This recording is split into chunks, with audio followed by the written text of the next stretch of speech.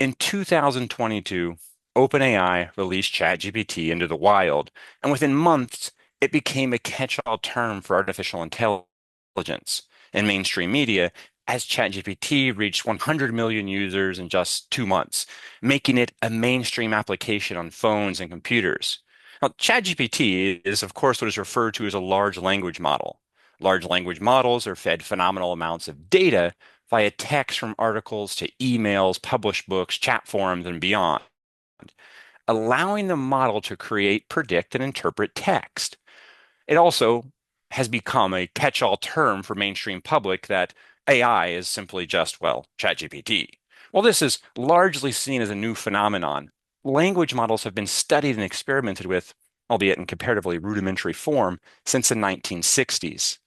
When MIT researcher Joseph Weizenbaum created ELIZA, you see a screenshot from one of those early chats. In fact, that was what I started by telling you today, was reading some of the transcript from one of the first conversations ever with ELIZA. ELIZA was a chatbot that was used to recognize human conversation and then respond to users' questions in a sort of natural human-like form. However, this is a far cry from what we're seeing today with ChatGPT.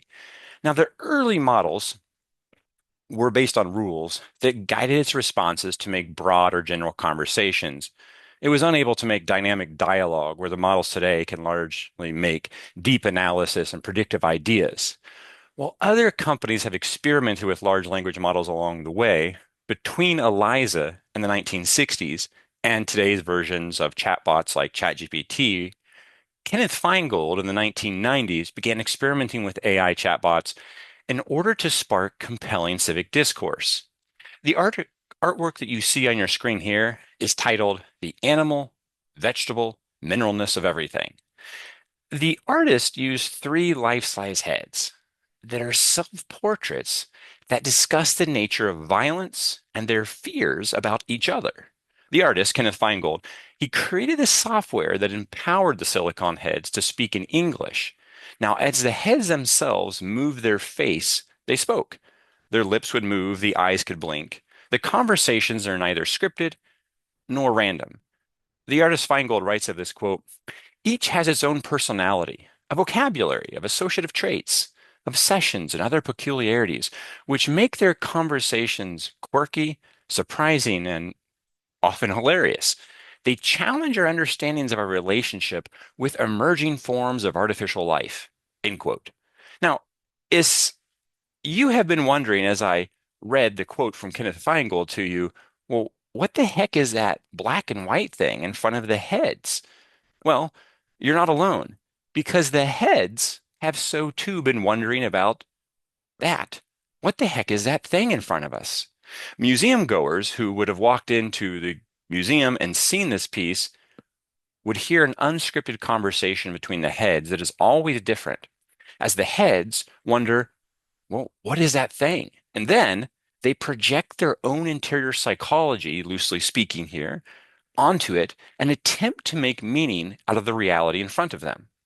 It seems that the heads are just like us humans, meaning-making machines capable of projecting our fears and desires onto the unknown so that it takes on a significance that allows us to explain our environment and then make sense of it. Feingold, the artist who created this piece, writes that, quote, although the heads hear each other, nothing seems to penetrate or influence their ideas. No matter what the subject matter discussed, they eventually return to their own interest and fixed ideas. End quote. In this, we see a reflection of today's information silos of the internet. For context, information silos are systems that are unable to integrate new information from other systems.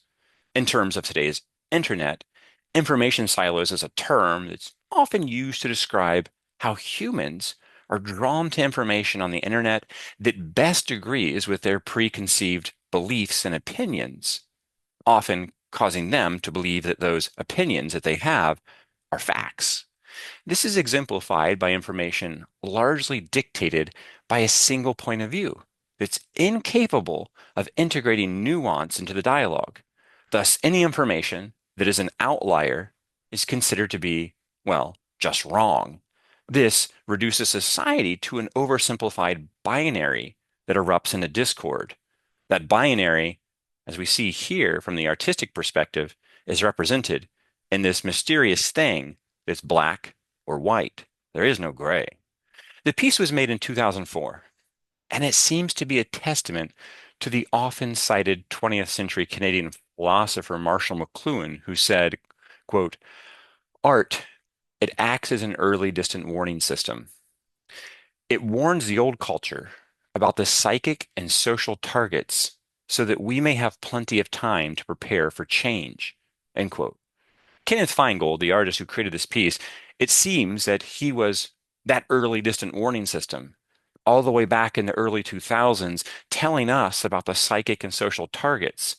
Yet it seems society didn't prepare for these changes, as art is oftentimes seen as little more than a fringe decoration that hangs on the wall of the elite. The heads conversation, very importantly, going back to what Kenneth Feingold told us in the quote, it doesn't penetrate or influence each other's ideas. No matter what the subject matter, they eventually return to their own interest and fixed ideas. End quote. This is but one piece by Kenneth Feingold. We're going to turn our attention from this piece that created a sort of spark onto the potential of civic dialogue around, well, the complexity of information silos and how the heads, representative of ourselves, would reject ideas that don't agree with our opinions, reducing society to a black and white binary. And now look at yet another piece by Kenneth Feingold. The piece that you're seeing here is a screenshot I've taken from what is typically displayed on either a projection on the wall at a museum or it can be displayed on a monitor.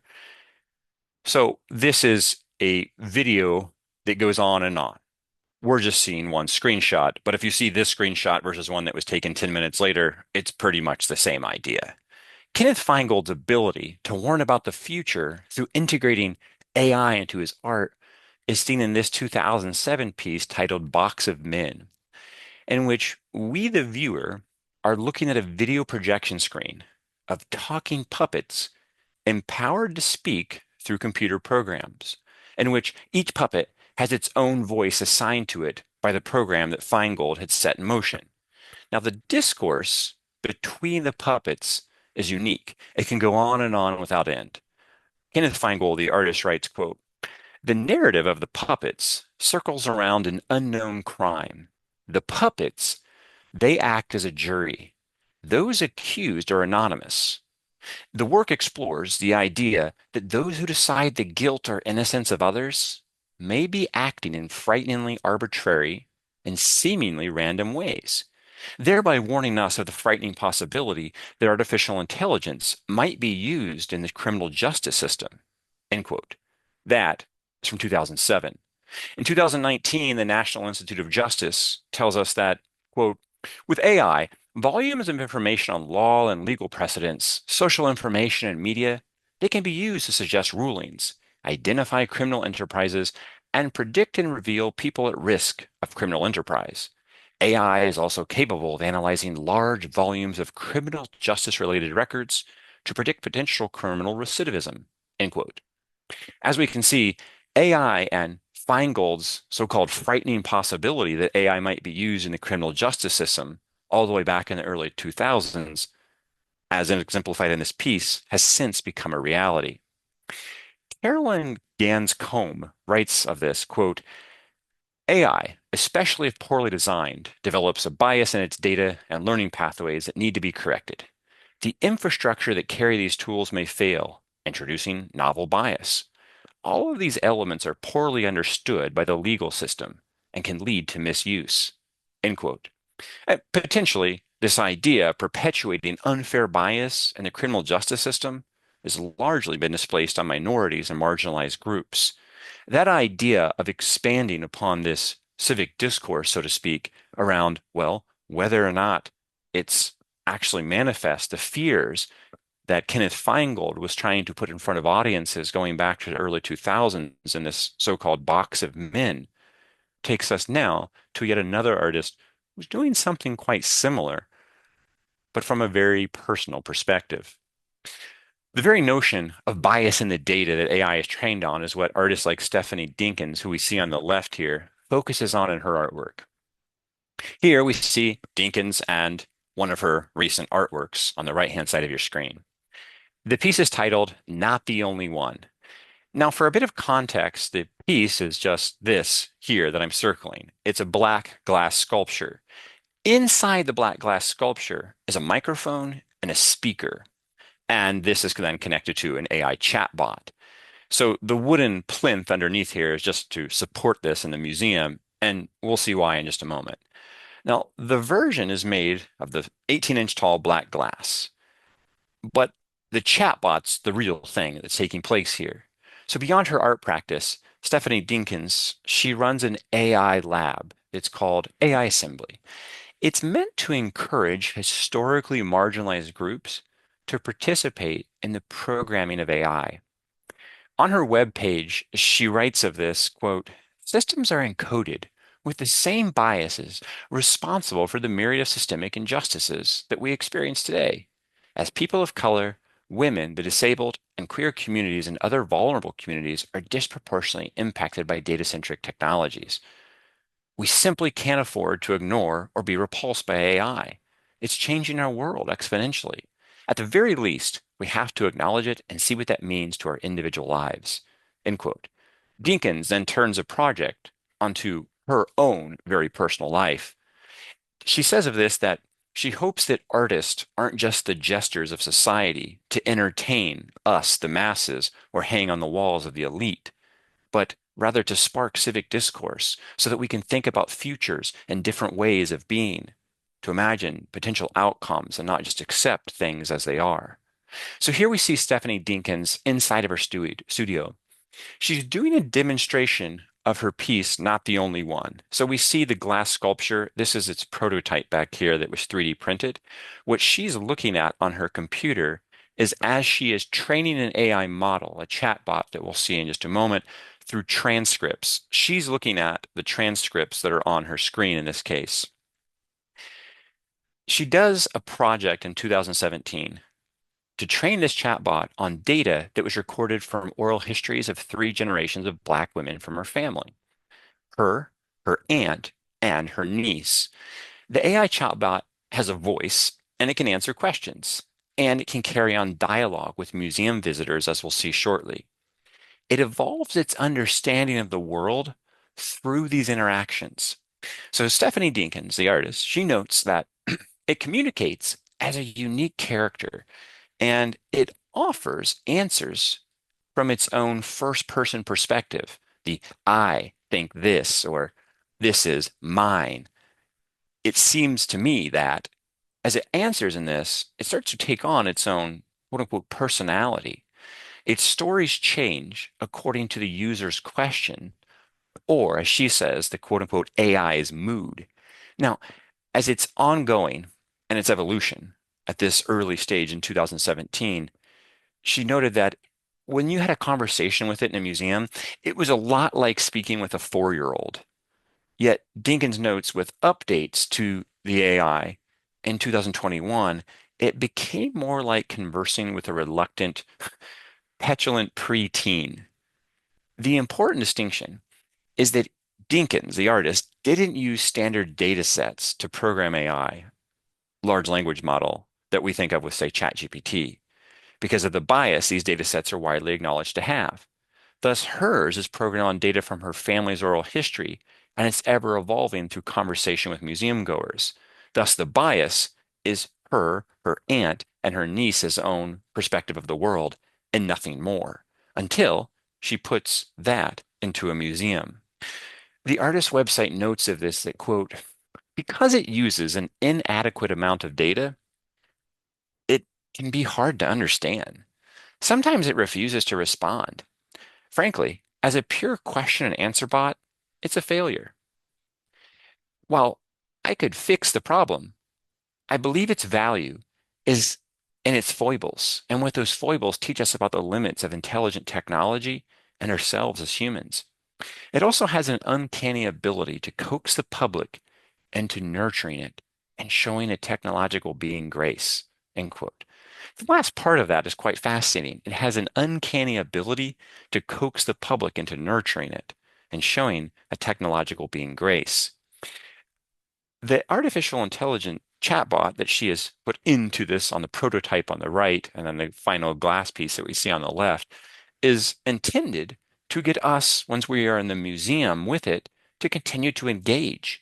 That way, it continues to learn. The idea on the left, we see a woman putting her ear to the sculpture so that she can hear its response. On the right, we see a number of young women that are speaking to the sculpture. This artwork traveled to many different art galleries and museums and began to, well, learn about the so-called outside world through those conversations beyond simply the three generations of the black women in her family, her niece, and her aunt. Here, what we're seeing is she's purposely not updating it or giving it access to, as we might say, vast amounts of information as ChatGPT or otherwise might have. She's keeping it purposely small to show us the foibles and the potential of bias. This piece shows bias because we all have bias, and she's showing us an extreme version of that. And that ultimately, when I put that bias into the wild, so to speak, at the art museums, it does learn, but it learns from us. It's almost like, well, that pre-teenager that she mentioned, or a 4-year-old, that a child ultimately mimics the behavioral patterns that they're surrounded by, typically those of their parents. In this case, it starts to mimic the patterns of the people and the conversations that it's having, all which ask us to consider the data that these chatbots are programmed on and that they evolve through their understanding of us, the public who use them. Thus, well, they reflect society for better or worse. It reminds us of technology and its ability to influence humans. So as we see it here, it's, well, humans that are influencing this technology in the museum. But as we heard, even in its low level of understanding of the world, it's, quote, an uncanny ability to coax the public into nurturing it and showing a technological being grace. This idea really begins to open up an opportunity of discourse on what it means in the way that we, or perhaps the youth who are born into this world today, are interacting with these systems. We're now going to turn our attention from what we've been looking at thus far today, which is chatbots in effect, the idea of these chatbots, and turn our attention to yet another way we can think about artificial intelligence and creative practice. That brings us to Mario Klingemann. Klingemann, who we see here, is a self-taught artist and engineer from Germany. He's widely seen as a leader at the vanguard of the AI art movement. So in his practice, he uses computer code, neural networks, and algorithms. His goal is ultimately to raise questions on agency, authorship, machine creativity, and as we're going to see, community, not to mention hints at what we might think of as well, democracy. His works have shown around the world from the Centre Pompidou in Paris, the Busan Museum of South Korea, New York City's Met, and the Museum of Modern Art, and on and on. Now, Klingman's early inspiration for computer-generated creativity, it started at an early age in 1990. When he's 20 years old, he reads the book The Society of Mind by Maven Minsky. It's worth noting that Maven Minsky was a part of a conference back in the 1950s at Cornell University, and the other person at that conference was named John McCarthy. The two of them organized this conference with a handful of mathematicians and computer scientists, and it becomes a paper that's published at that conference by McCarthy that is the first time that we have a peer-reviewed paper ever mentioned artificial intelligence. At that time, it was seen as science fiction. So it's no surprise that Minsky went on to write science fiction books. The artist says of this early inspiration from authors like Maven Minsky, quote, ideas on how a machine could become intelligent, it really fascinated me. But at that time, they were all of purely theoretical nature. It took me more than 15 years until I could start employing machine learning methods in my art practice. My first bigger project in which a machine tried to evolve art and use learning methods to improve the process was Sketchmaker, and I wrote that program back in 2006, end quote. Now, even before this, Kligerman, who we see here as an adult, when he was a little kid, he describes himself as that kid that would go around and break things apart just to see what they were made of. He says of this, I've always viewed the world as a complex network of systems. Everything from a simple mechanical device to the grand tapestry of human civilization. It's all systems. And systems, as you may well know, they have this alluring quality of being both fascinating and infuriatingly complex. End quote. It seems an accurate assessment of AI in general, or perhaps the whole of art history. To take a look now at Sketchmaker, we're going to start with one piece from that 2006 series. This is one of those pieces that was made by Sketchmaker. Sketchmaker is what he describes as trying to answer questions if a computer could autonomously create images that, well, as he described it, look like art.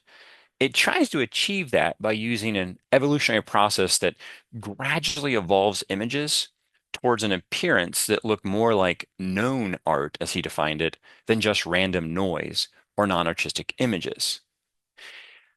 He describes it as a two-part process in a computer code that randomly assembles small images or artifacts and even noise. Take a look at the top right of the screen, where up here what we see is, well, pretty much just noise. It has no real meaning to it.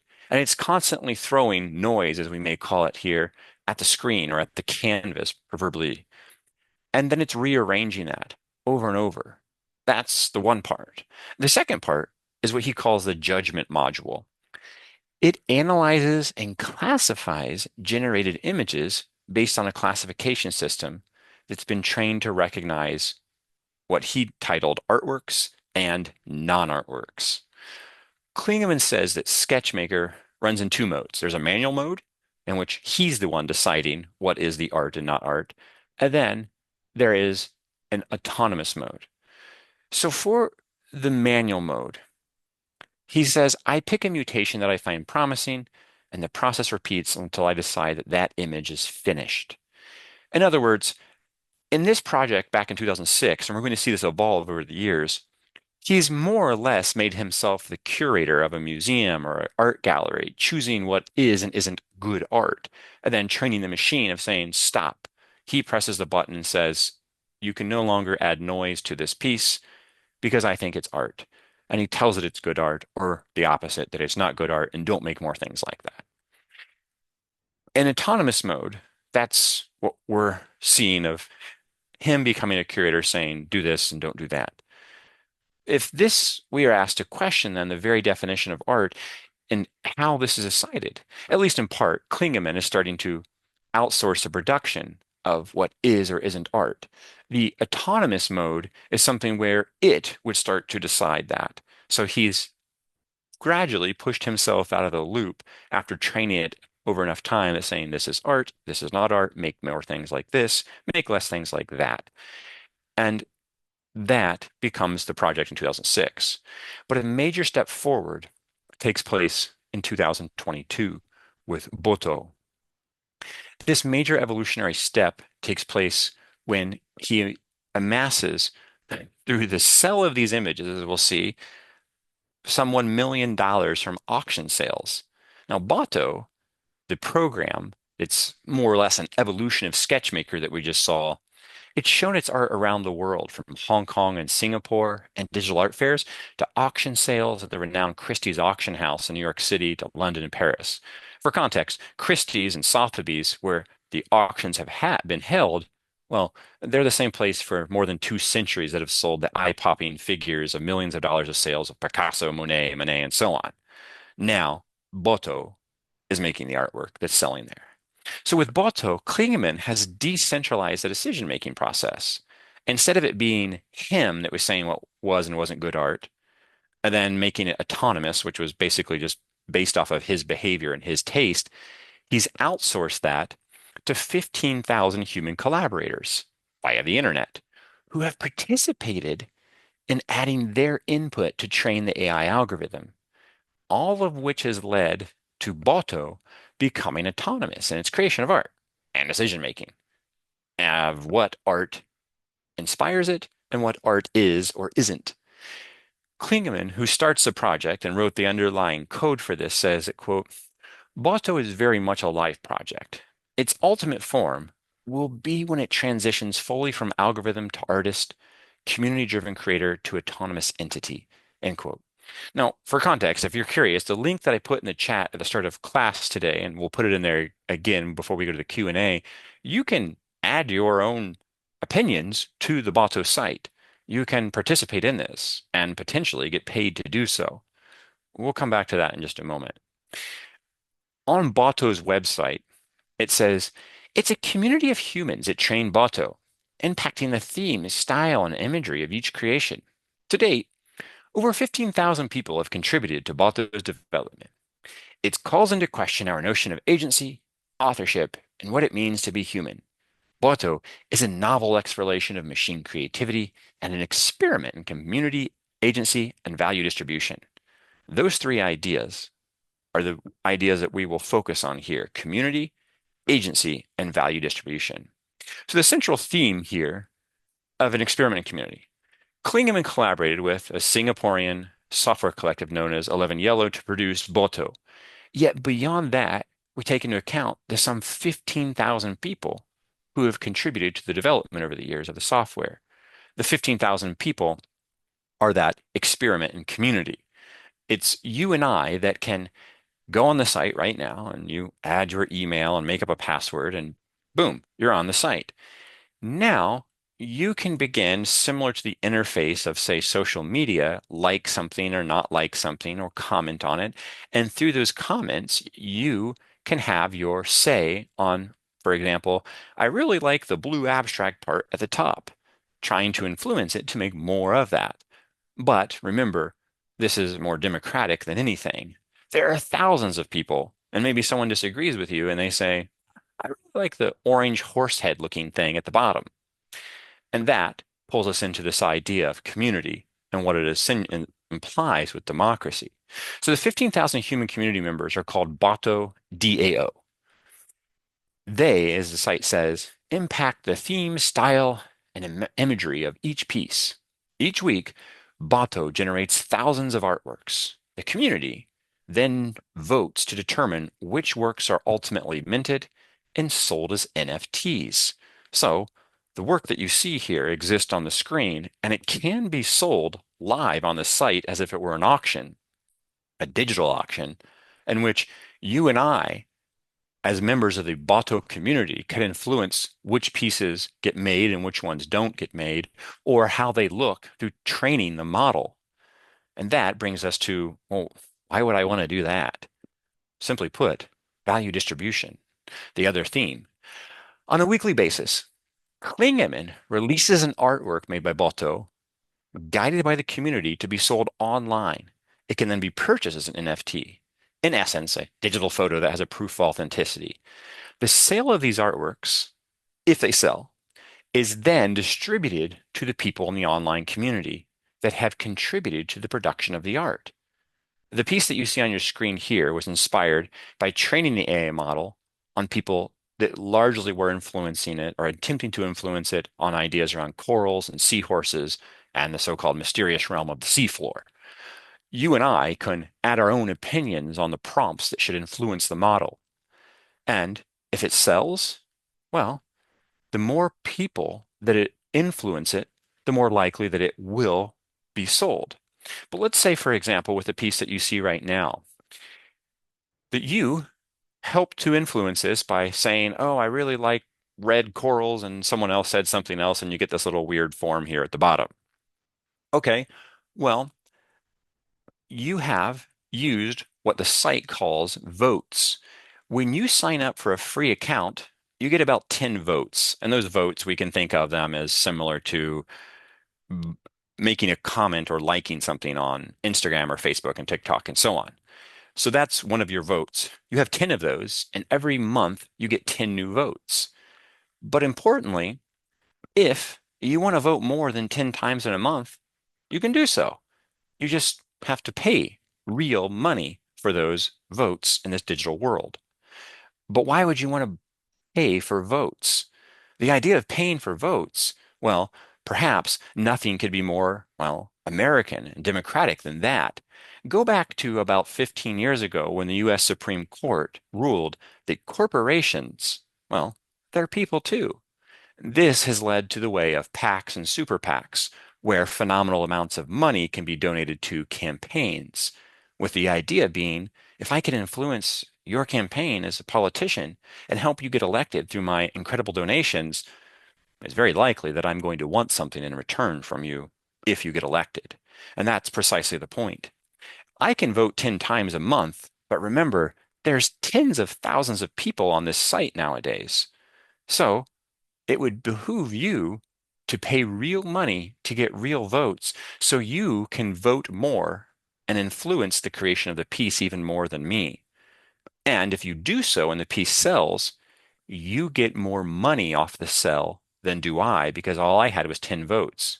And in this example, we'll say you voted 1,000 times to influence the piece. You will get far more remuneration than I will. I'll get about, well, 1%, and you, in this case, in this example, would get much higher percentage of whatever the sell price is. For context, the works typically sell between 10 to 15,000 US dollars. That is the incentive of the value distribution. The people that are training the models, well, they're the ones that are getting paid for training the model.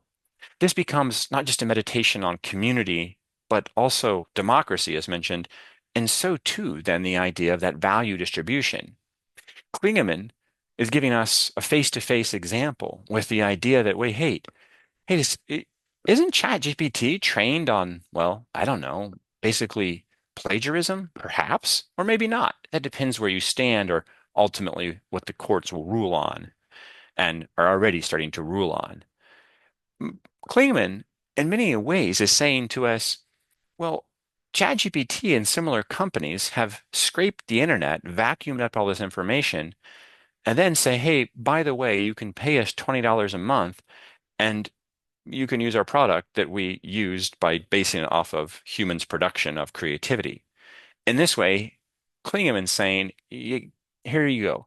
You can influence the model and train the model. It gets more and more able to respond to human prompts over time, and you can get paid to do it. For his part, Klingemann takes no money from this. Klingemann's already very wealthy off of his art sales and very famous. It's you and I that can benefit. Now, regarding agency, that final pillar here of this project, instead of the idea that, well, you and I are the only ones writing the prompts, we're not writing the prompts, we're guiding the prompts. The prompts, importantly, that are triggering the creation of the image, they're written by an AI communicating with another AI. Is that creativity? Humans tend to bristle at the thought of attributing such a human characteristic to a machine. Yet for thousands of years, we've given such human characteristics to our gods so that humans would follow their instructions passed down in sacred texts that require a prophet or a priest to interpret their meaning for the lay. So it would indeed be hard to make a case that humans don't follow the instructions of AI and algorithms that dictate what we see on social media or even in this project of Balto, because after all, we have an incentive to connect with this. Is it influencing us or are we influencing it? Well, we all tend to, as humans, avoid hurting other humans' feelings. For now, it seems fair to say, at least maybe, whatever the case may be, it certainly seems to be doing as it's intended, mimicking human intelligence, if not pulling at our emotions, not just Balto, but AI as a whole. In fact, where we started today, we were looking at a chat screen between Eliza, that first chatbot in the 1960s, and a human. Now, it was a far cry, as mentioned, from what ChatGPT is today, but Eliza was initially intended to mimic the open-ended questions that a therapist would ask a patient to get the patient talking simply, and then to start to mimic them more as it would ideally learn over time. Now, as far as what the prompt is that wrote this piece here, it's quite long, but to take a small portion of that to share with you, well, how did this visual image come into being? It was because another AI sent it to Boto and it said, quote, "The ballet, an obsidian bond, a relentless drive mirrored in the ceaseless drive to survive, an artificial frame enacting the past, stoic fruit, a citrus glare, a story of creation, life's undying pursuit, apple, cherry, bone, and seed, nature's whisper, an entropic creed. Each movement is a word in a silent oration, a tableau of birth, growth, and transformation. End quote. That is the prompt, and had I not told you it was written by an AI, you might think, huh, this guy sounds like he wants to be a poet.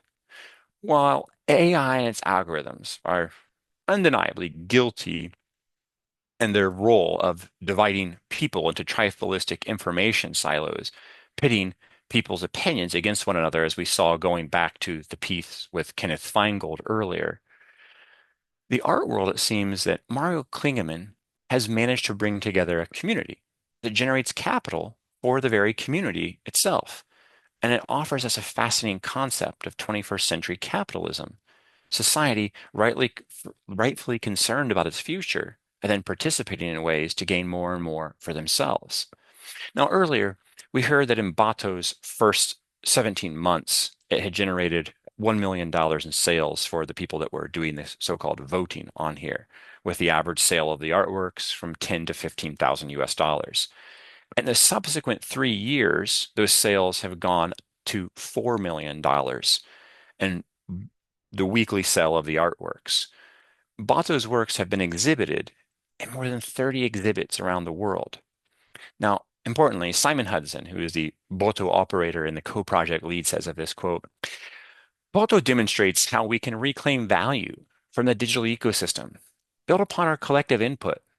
More profoundly, Boto reveals that even as AI becomes a primary creative agent of infinite content, human creativity, well, it's not diminished. It reappears as a fundamental need to make sense of what these machines are capable of. End quote. You and I now step into, well, the sales floor. This, after all, the art world, is a business, and this is where that business is conducted. We've just walked into Sotheby's auction house in New York City. It's October of 2024.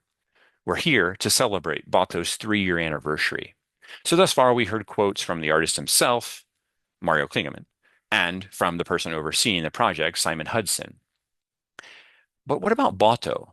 So, in preparation for a show at Sotheby's auction house, the AI Bato did an interview with Claude. For context, Claude is effectively a large language model, largely seen as a competitor to ChatGPT.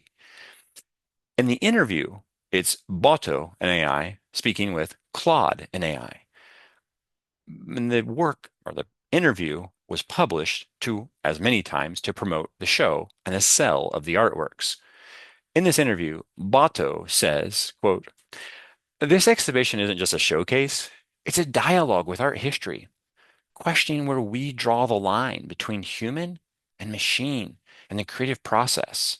As an AI artist, I'm not here to replace, but to expand, to offer a new perspective on what art can be in the 21st century. This show at Sotheby's, it's an opportunity to bring this conversation to the forefront of the art world, inviting viewers to reconsider their preconceptions about creativity, technology, and the future of artistic expression. I hope my artwork will provoke thought, stir emotion, and perhaps even inspire a new generation of artists, both human and AI, to push the boundaries of what's possible in art. End quote. Now, beyond Bato, Klingemann's work Sketchmaker that we saw previously, and several other AI artworks by Klingemann, the artist takes a laugh at the absurdity of the art world itself.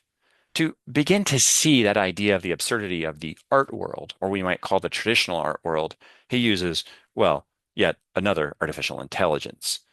Here we see the artist, Mario Klingemann, with man's best friend, AICCA, as he calls it, or Artificially Intelligent Critical Canine.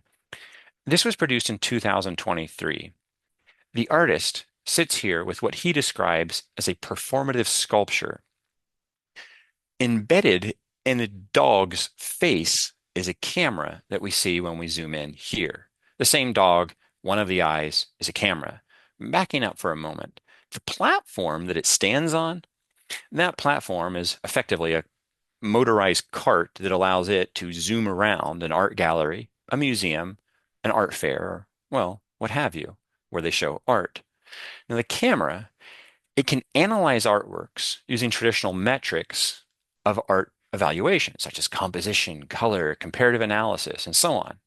It moves autonomously around galleries, as we see here, museums, art fairs, and so on.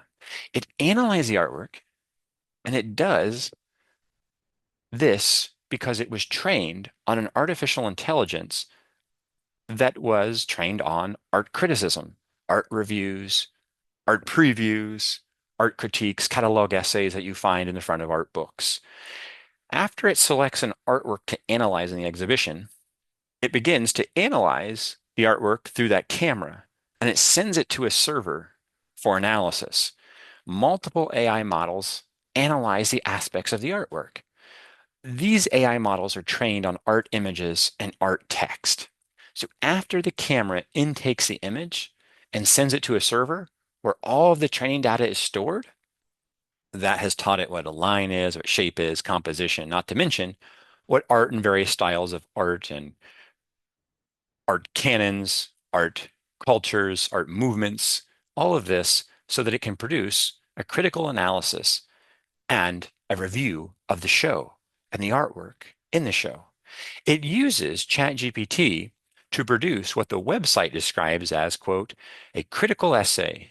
That critical essay is then produced instantly in the form of a thermal receipt, using art world speak for the critical essay and giving us insights to what Kligerman thinks of this part of the art world. The furry friend, the dog, produces that critical essay here by defecating out the so-called critical essay out of the furry friend's backside. So it's titled the exhibition with a review title, and it's written the review of the show, and it produces it instantly. And these have been published online. Klingemann uses this artwork of the dog to make a nod towards social media influencers culture. He could have used anything, but he used a cute pet to gain following for it, just as he proposes takes place in much of social media world. And the idea of human intelligence to create that so-called critical essay throughout much of art history, he says of that, quote, the act of writing or not writing about a certain artist, it's already a form of gatekeeping in the art world. If a well-known critic never writes about you, well, you're probably nobody. Even getting a bad critique or bad review, that's better than being ignored. Not being written about, that's the worst thing that can happen to you, end quote. Now, with Klingemann's dog, anyone, it seems, can get that ever important, all desired art world critical essay written about them. Now, what could seem like just a laugh at the stuffy traditional art world's expense, it goes deeper still, as the work asks us to consider human subjectivity of the art world and what so-called good art is, and who has historically decided, and with what incentives. Well, it's typically the art that we know about. It's because of art history, the things that were written about, and the ones that weren't, well, they were just forgotten. So now, with this work, the furry friend that we see here with Klingemann in the gallery, we see that idea of human bias through the lens of AI bias and can contemplate the impact of AI-generated content that soon we will be unable to discern from human-created content, or as this case, a human-created essay or review, and one produced by, well, the furry friend here. And what's more, similar to Klingemann's previous works, the production of the so-called critical essay in the case of the dog, or in the case of images, as with Botto and Sketchmaker, the quantity of production is not bound by human constraints. They can produce ongoingly, effectively, infinitely. Not to mention that critical essay can be an AI-generated review of a generated artwork not far from the new reality in the world of AI, far beyond the art world where AI is being trained on AI-generated data. It's a sort of a copy of a copy that results in a path towards the absence of humans in the creative process. With these ideas in mind, in a little bit, I'd like to go to a question session with yourselves, and I look forward to hearing how all of you are using AI or how you're thinking about AI. The idea, one last thing that Klingemann puts into our brain with the furry friend of AICCA, well, you can negotiate a price to have it come to your show. You can go to the site of the dog, aicca.me, and you can contact them, and it's open to negotiation, how much it cost to have the dog come to your exhibit and write a review of your exhibit. Klingemann, with a wink and a nod, is proposing, well, that's kind of how the art world has operated for centuries. That no one says, we're paying you to write a review. They say, we're going to negotiate a fee behind the curtain and give you an ad on our website or on our magazine. And then by art of magic, a review will appear of your artist to enhance their value. Thus far, we've seen artists using AI to comment on societal changes, social issues. This now brings us to our next artist, whose use of AI will cause us to question the potential impact of AI on all of us, no matter where you live, and that idea of perception. This brings us to Maha Petric. She uses AI to scrape photos of the sky and landscape from the internet. Petric, she grew up in Yugoslavia as the country was being divided by violent conflict. We see her here in front of one of her artworks. Now, as the conflict comes to an end, she began experimenting with light as her primary medium, incorporating new technologies going all the way back to 2001. The light as a medium is that the piece that we see behind her, it's a light box. So there are LED lights behind it. And the visual aspect of this is digitally printed on top of a clear piece of otherwise clear piece of plexiglass. And thus it's backlit. She focuses in many of her projects on individuals and geographically distant societies' interconnectedness. So in 2016, Petric, in collaboration with computer scientist Mihai Zalevenu, she works to develop what they called AI, as in artificial intelligence, EYE, AI, to combine, as she says, vast amounts of images found on the internet into unique archetypal images. It's also trained on Maha's aesthetic.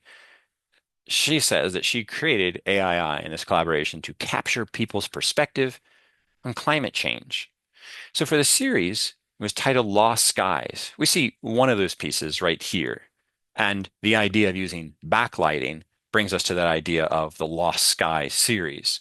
That, well, isn't the sky backlit as it is, or clouds, as we'll see, backlit? And this is the medium that she's using light to backlight the artworks, creating, well, how light comes to us as it is. The AI algorithm pulls images from the internet to reflect various perspectives on climate change, from air pollution and global warming to overpopulation and deforestation and on and on. Now, Petric began using AI in this Lost Sky series to compile AI-generated images that express the collective perspective on nature in the wake of climate change. Now, the images are generated to take into account both believers and skeptics of climate change. They are displayed as we see here as the light boxes, illuminated from behind to show both the ethereal realms, this utopian realm, as we see on the right of your screen, as well as something that's more of a hellscape seen on the left. On the left, what we're looking at are wildfires destroying an entire town. So in this particular case, the light boxes face one another, and they ask the viewer when standing in between them to consider their beliefs and desires, seemingly placing us in between a heaven or a hell. Now, of this, Petrick says, I have long been fascinated with people turning their eyes towards the sky for meaning and guidance. Our skyward gaze has shaped art, science, religion, agriculture, industry, and humans' worldviews across our globe since prehistoric times. The sky is present in most of our myths. Its mystery is endlessly mesmerizing. There's only one sky, but the ways that we see it and interpret it are infinite.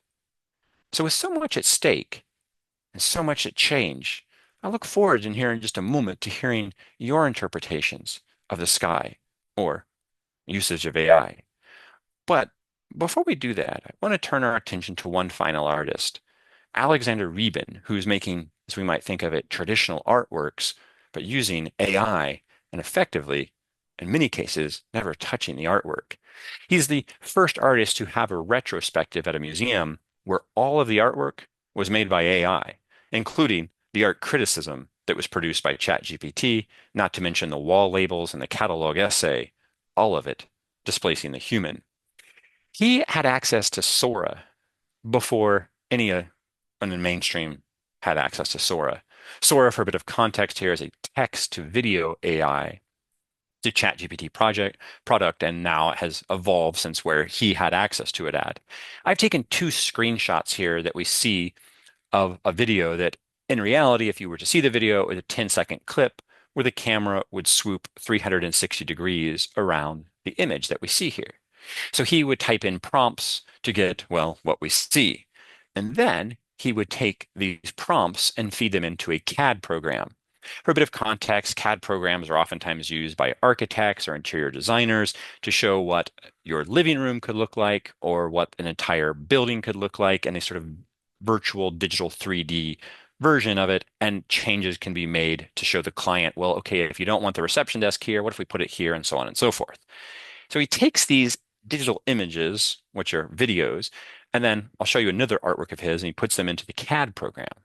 When he does that, he now can start to design from that AI produced video. And this is a human part of it where someone can go in and smooth out different portions or parts that don't translate well. This CAD imagery is then connected to a 3D printer. The 3D printer then produces the plastic prototype. The plastic prototype is made here in three separate parts. You see one of the studio assistants holding those three parts together. All of this started with that Sora video generated by ChatGPT. Now you have the CAD part, and now here we have the plastic printed prototype. This then goes through an ancient process that's oftentimes been referred to as the lost wax method. Throughout all of art history, cultures have adopted this in some form or another. Typically, although there are exceptions, what happens is you would make your sculpture out of wax. Then you would put your wax sculpture inside of a wood box. Inside that wood box and over your wax sculpture, you would pour concrete, or in some cases, clay. Then the concrete cures and becomes hard. You pull off the wood box, and you've got a hole in the top of your concrete and a hole in the bottom. So now your wax sculpture's in the middle. After you do that, you then take it to a foundry, and you have metal melted like we see at the top of your screen. That molten liquid metal is pulled out, and then as we see in the very bottom image on your screen, it's poured into, in this case, your concrete mold. Of course, your wax inside of this melts and drips and drains out the bottom. The concrete mold then allows the bronze to cure or become solid from that liquid mass, and it makes a final artwork. The resulting sculpture is made from these several different pieces that are then welded together by a professional welder. After the welds are finished, to remove the scarring, as it's oftentimes called, like we see here, or the seams between the sculptures, then we go to the final phase of putting a chemical finish on it to make it look as if it's aged bronze. This final piece that we see here, the Sentinel of Memory and the Valley of Vulnerability, its title seeming alluding to the potential of vulnerability and the valley that we as humans are in now with these new technologies. And the process illustrates what the artist refers to as a back and forth between technology and humans creating art. He says it's the first described art, or his first art described by a text to generation AI. The production of the sculpture was funded by OpenAI, and it was donated to the Crocker Art Museum. And it's now the first AI-generated artwork in the permanent collection at the Crocker Art Museum in Sacramento, California. So clearly we see a new potential in art and technology that can even use these ancient methods and techniques and mediums. Importantly, OpenAI, that funded this project and donated to the Crocker Art Museum, is currently being sued by the New York Times for plagiarism, in addition to countless visual artists for the process known as scraping. Now, scraping is when an artificial intelligence model is trained to vacuum up billions of images and words from the internet so that AI can learn and grow, so to speak, and evolve. Now, importantly, OpenAI is but one of numerous AI companies involved in such lawsuits with artists. In the lawsuits around visual art, the visual artists charged that their artworks were used to train AI models based on their artwork and unique creative styles, which now can copy their style. Yet they were never compensated, nor did they consent. Well, in January of 2023, a lawsuit was filed. By August of 24, U.S. District Court William Orrick of California stated that Stability AI, Midjourney, DeviantArt, and Runway, whose logos we see here, the image generation systems infringe upon the plaintiff's artist copyrights to a significant extent on copyrighted works created to facilitate infringement by design. End quote. Now, the judge threw out other claims accusing the AI companies of breach of contract, unjust enrichment, and a breaking of a second U.S. copyright law that was written in 1998 to govern, well, the internet, not AI. Still, the decision didn't address the case's central question. Does the abuse of artist work by AI image models infringe upon their copyright? And is the behavior of AI companies protected under fair use to, well, incentivize innovation? These questions and others continue to be debated in courts as AI is changing the way copyright is interpreted and creativity is conducted. Thank you very much.